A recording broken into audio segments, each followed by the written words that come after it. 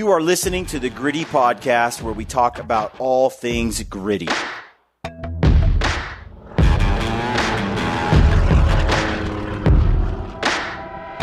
All right, folks, welcome to the Gritty Podcast. I'm Brian Call. We've got Brad Hunt here.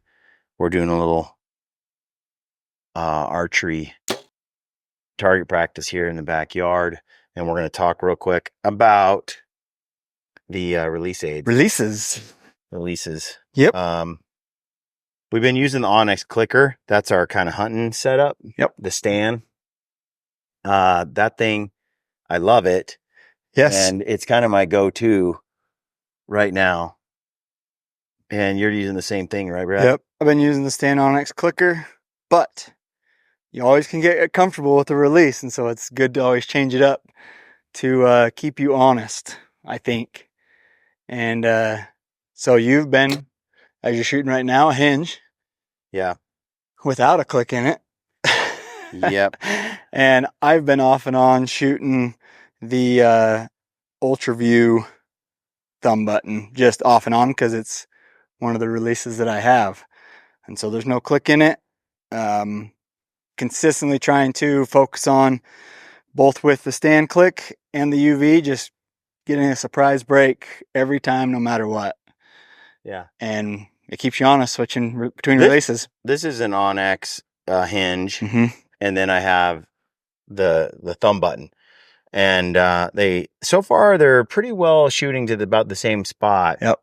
The hinge, I was getting a little punchy with the button. Yep. You know, at the last second, as I'm at full draw, I would be pulling on the trigger. Yep. And then the form starts to break down. You start to come off target, and you're just like holding and slowly pulling. And I got into a little habit of every third or fourth shot, just dumping the arrow at the last second. And it's like probably 0.02 of a second from going off. It is. It's right there, but it's a concentration. It's a breakdown of my concentration of staying on target and just trusting the float. Yeah. You know, and so I do find that going to a hinge release does help me kind of execute that controlled shot. Yeah. I don't get punchy with the release. I just focus on aiming, and I'm much more diligent about that. And then once I've been shooting a hinge for a week or so, and I'm really out of, I don't really dump it ever. I just slowly pull through the release. Yeah. When I get back on a thumb button or any sort of trigger, that punching issue has gone away. Mm-hmm. And it just makes me a much better shooter. It annoys me that I don't just have the mental control. And I do, like, but not on every shot. That's what I was gonna say. It's like, yes, it's a mental toughness thing. It's a mental thing. But again, like, you know, there are people that are incredible archers that all of a sudden they get target panic or something, and then they can't get rid of it. And I'm talking like world-class archers. I'm not a world-class archer, but it's like changing it up kind of keeps you honest, I think. And it just a new feeling. Like, I've been messing with the tension on my release, on how much it travels. This has no click in it. Yep. It's annoying as heck because I can't tell how close I am. And I'm at full draw sometimes for way too long, and you start to really come off target. Okay, folks, if you like the show and you want to support us and you're in the market for a brand new sleeping bag, check out the Peaks Solace 15. We spent a lot of years designing that sleeping bag in partnership with Peaks Equipment. The Peaks sleeping bag has so many innovative features. The old backpacker saying that 2 is 1 and 1 is none is never more true. And this sleeping bag is so versatile. It can be a quilt, it can be a jacket. It's got armholes. It's a 3-way zipper. It regulates temperature really well. It's got the hood. It's pretty remarkable. Go check it out. Use the code GRITTY and you'll save. And it helps us keep doing what we do. Now, let's get back to the show. But you know how Joel Turner will say to us, hey, just take the slowest amount of time possible to let your release, just practice going as slow as possible while maintaining that concentration on the aiming process. And it takes some discipline, and the hinge release just sort of helps me out a little bit with that process. Keeps me just sort of, you know. Yeah. And that's the thing is, like, I think if you're training your mind for that mental game of a surprise break every time, There's going to be some shots that are off of your target, your acquired target. But what I've found, and you especially, when that does happen, you miss super small. Yeah, I mean, it's a kill shot. Even at 60, 70, 80, when you start jumping back in those yardages, even though I'm not in like a 12 ring, 10, I'm not like hitting exactly where I want. I'm hovering in the insert on a kill zone. Yeah. Like it's right there. Yep. And so I just feel like a surprise release allows a guy to miss small. Yep. You know? And that's the goal, right? A lot of nerves are going through. I just need to miss small. I will promise you though, just from what I experienced, was once I really took what Joel was saying into consideration and like truly was doing it, a surprise break every time, my groups at first went from, I was like, I wouldn't say I was a trigger puncher, but I was dumping it always last second. And I had really tight groups and I'd have one I'd miss here and there. And then I got to where, again, I shooting really consistent, but as I started that surprise break every time going through Joel's method, my groups got substantially bigger. And then over time, as I honed that skill, a new skill of the surprise break and stuff, then they started to tighten up quite a bit. And then again, as I talked, you start missing small when you do miss on that, once you get it under control. Mm-hmm. I've enjoyed shooting the Onyx. I enjoy going to the hinge for a week or so. The hinge really does show you where you think you're good. The hinge will humble you. It'll humble you. I was watching Brian Barney on a video the other day, and he was talking about how he was, how well he shoots with a hinge. Yeah, I've only shot a hinge a few times. I know I will never hunt with the hinge because I'm like, I don't know, I just want to be able to make it go off in a windy situation if I have to. But I think practicing, I think I will incorporate that into my... People are intimidated by the hinge because you can punch yourself in the face. You can make it go off when you come to full draw. But they have some hinges like the Sweet Spot. They have a safety lock on them. Like it's not going to go off until that safety is released. Right. So if you use like a true ball Sweet Spot, yep, it's very useful in getting yourself set up for your shot and at full draw without it going off because it's locked on. Yep. And then you settle, aim, and then take the safety off when when you're kind of on target already. And if it accidentally went off, where would it go? Right into the target. Yeah. And so it's a great training tool for dudes. I wish I was more disciplined. And now I am because I've been aiming. Yes. There's a lot of different release aids out there. I will say some people still shoot a wrist rocket or an index release just as good, or if not better than they ever would with a thumb or a hinge. But so I really like the Onyx. I do like the Ultra View as well. It feels good in the hand. I just prefer the click. I do too. I feel like it's a huge benefit. Like I can go click, get to the click, and then I kind of know about how much pressure I have left. It's like a practice run. Yeah. And on the thumb button, it goes click, and I go, oh yeah, that's the pressure, that's the movement, and then I can go through to the shot. I know guys that are like, I can't shoot the click because then I get anxious after the click. Like with me, it's hard for me to slow down anyway. I'm like a super anxious person. And I feel like as I wouldn't say mastered, but as I've got used to shooting that click a lot, it's like every time, every shot, it's bringing me back into that presence of like, no, slow your butt down, like make a controlled shot. No, I feel like it's massive. Yeah. Now running the hinge release, and I have a True Ball HT. I have this Onyx. I had a Knock On, a John Dudley click, like the Knock 2 or whatever. I don't remember what it was. I know it was a hinge. It was the hinge, yeah.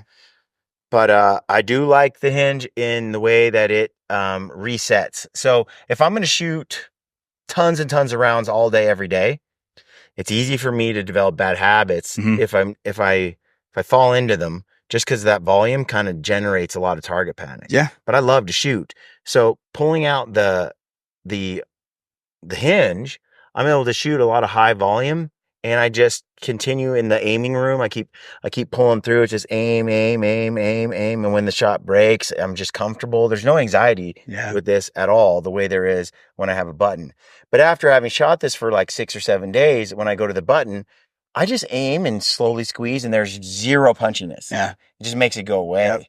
And then I'd like to just stay on it now that I've broken free of the habit, and just stay clean on the thumb button and master it. Because I think there's way less movement. Like, there's quite a bit of hand manipulation and movement as I'm trying to make this hinge go off. Right. I also don't have a click built into the hinge right now, so I don't know when that stage is. And so I'm having to focus the whole time. I'm having to really keep my aiming game on par and just stick it on that target and hold and hold and hold. And I'm slowly rotating. And finally, this hinge rotates enough that the shot breaks. But that whole aiming, it's got me, now I'm gotten real comfortable with just the float.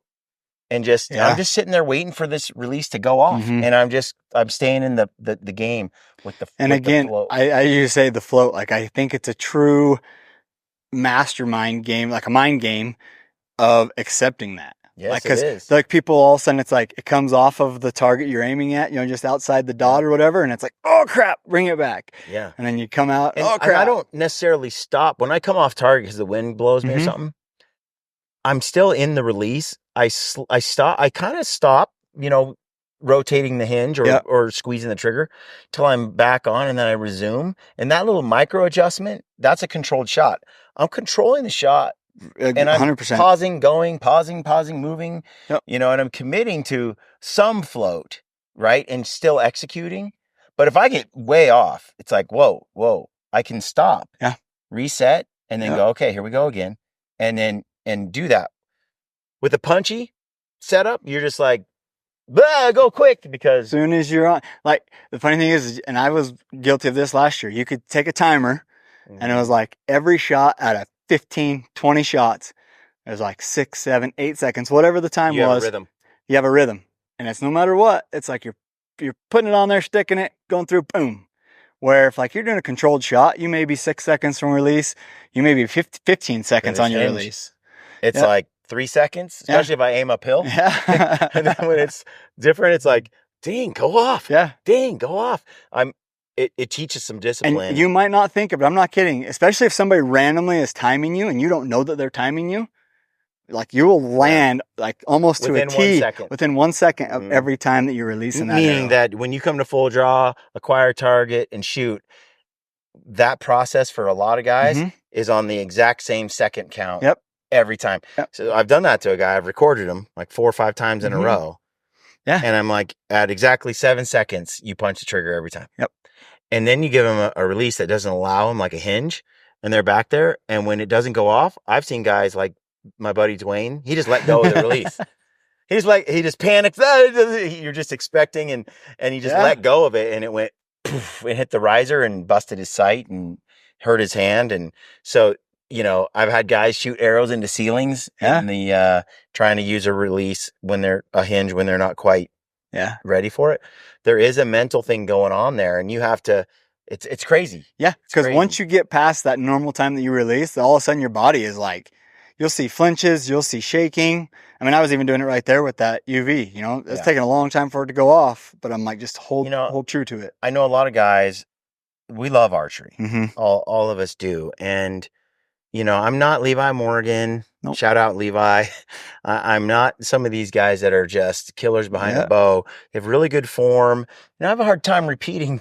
Like, I'll shoot one round perfect, and the next round I'm the average Joe that was a redneck that got pulled off the railroad in a farm. So I'm not perfect. But here's the thing I learned over the years, especially I could thank Joel Turner for this. I had some other mentors along the way too with archery that were really good. But Corey Miller from Triple X, you know, a lot of what I have found is if you can master the controlled shot, meaning I accept the float, and when the shot goes off, it goes off. I didn't punch it. It was a surprise release.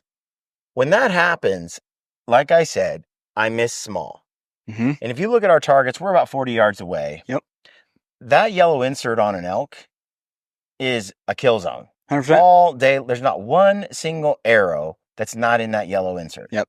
And what's interesting is when you miss it about that, you're at a dinner plate size, kind of most of them are in there.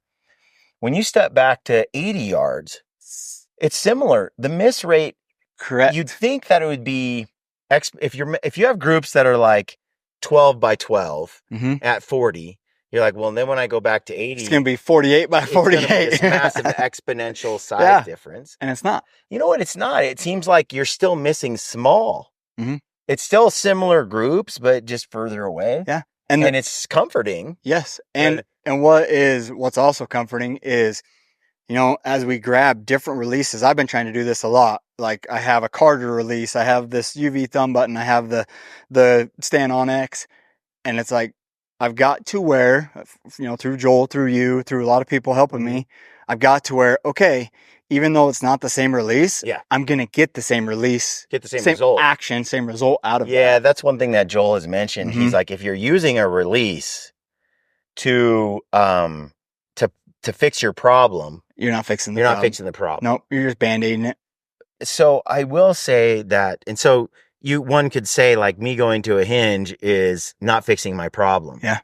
I would say, and Joel would probably agree, that the hinge is just like a teaching aid. It's just a little bit of an aid to help me stay focused on the controlled shot a little more, because it forces me in a way that the trigger doesn't. It's sort of like using a thumb button versus an index. Yeah. The index is just so easy for our mind to like trigger finger pull, where the thumb is a little further back. You're not as punchy with your thumb as you are. Well, you can use one finger to manipulate it versus all your fingers rotating on the hinge or whatever. Same with like a tension release that you have to like pull through, and it won't go off until it gets that certain amount of back pressure. Correct. And then it goes off. And so, I mean, it's all teaching the exact same concept in a way. So I will say, like, I can grab a wrist rocket. I can grab a thumb button. I can grab something with a click, without a click. I can grab a hinge. Yeah. I can a tension release. I can use them all. Yeah. And execute a controlled shot and miss small. Yeah. And that's my goal. I don't need to be perfect. I don't need to be, Robin Hood. I just need to master. It's comforting to know that if I just accept the float and pull through my shot, and the arrow lands where it lands, every week I master that, the arrows, the shooting gets better and better.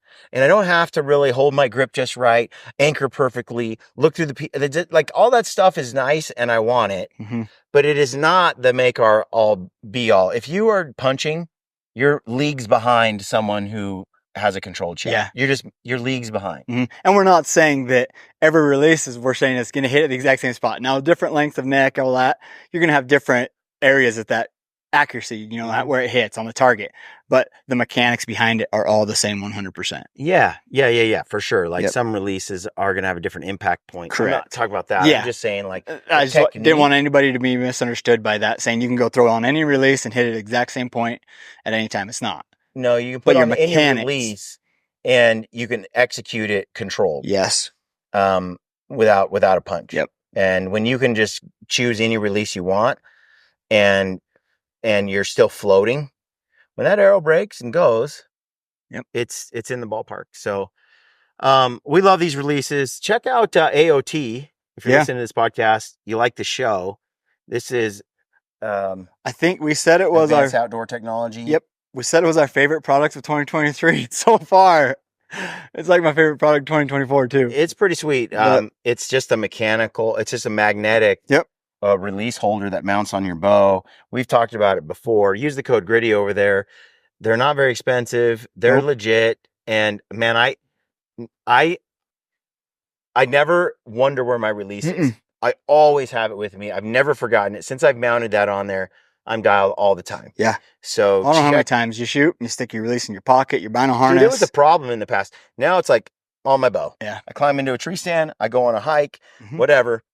It's always right there to pull off. Yep. And it goes right back on post shot. And it's like, it's so nice. You just grab your bow and go, and you always know where your release is. So check that out and use the code GRITTY. The owner's an awesome guy.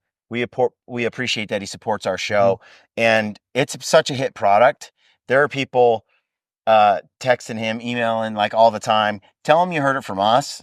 We're trying to make it so he can retire off of that one product. Yep. So go check it out. AOT, Advanced Outdoor Technology. Use the code GRITTY. Save a little money. Get one. You won't regret it. And that's it for today. Thanks for tuning in, folks. Hope you got something out of it. Stay gritty.